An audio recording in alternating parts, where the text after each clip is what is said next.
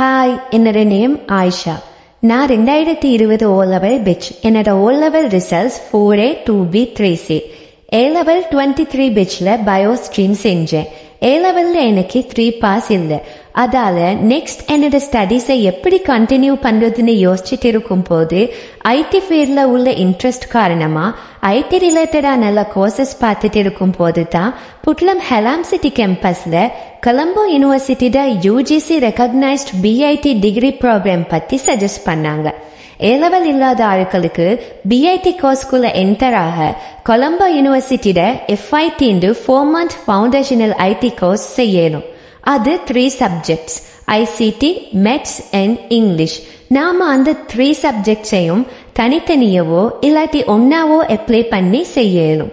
நான் அப்படி FIT course செஞ்சு பாஸ் ஆகி இப்ப பிஐடி டிகிரி கோர்ஸ்க்கு குவாலிஃபைட் ஆகிக்கிறேன். தேங்க்யூ.